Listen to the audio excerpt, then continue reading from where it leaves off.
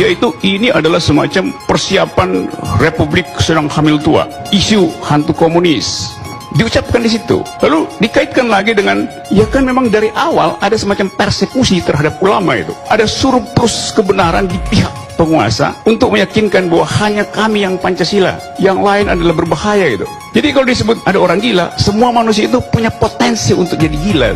Problemnya adalah upload nggak kegilaan itu. Jadi gila itu adalah hak asasi manusia. Kebenaran akademis ditentukan oleh Menteri Dalam Negeri. Apa nggak gila tuh? Kita anggap Menteri Dalam Ngeri kalau salah baca tuh. Jadi kalau ada orang gila beroperasi, pasti ada orang yang lebih gila lagi yang mengendalikan orang gila itu.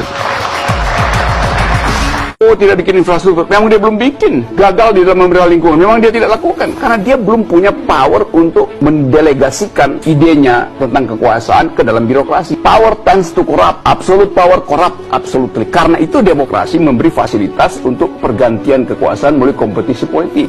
Hak asasi manusia misalnya, itu beban Prabowo yang saya kritik gitu. Pak Jokowi punya beban hak asasi manusia nggak? Punya, karena memelihara pelanggar HAM di dalam kekuasaannya justru. Pak Jokowi tidak punya hak moral untuk mengkritik hak asasi manusia Prabowo. Hak asasi manusia mesti diselesaikan oleh pemerintah manapun. Itu perintah undang-undang. Di dalam hukum berlaku prinsip habeas corpus. Selama kasus itu belum ada di depan pengadilan, before the law, maka harus dianggap pelanggaran hak asasi manusia masih berlangsung. SBY juga, Mega juga, ya boleh.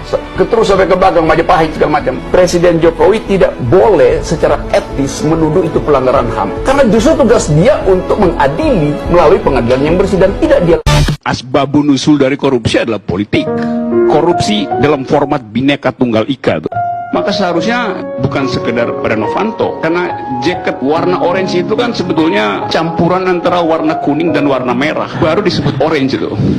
Panggung selalu ada dua, yang di depan dan yang di belakang. Orang selalu sebenarnya ingin mengintip di belakang, karena di belakang ada kasakusuk, ada asik masuk. Yang dipentaskan itu urusan 300 juta, 200 juta, ya itu gampang betul lah, itu pasti transaksinya langsung saling tangkap itu. Tapi kalau udah triliunan, itu pasti nggak ada transaksi langsung. Uang itu pasti berlapis tibanya, karena memang direncanakan agar supaya alibinya juga berlapis. That's the logic itu.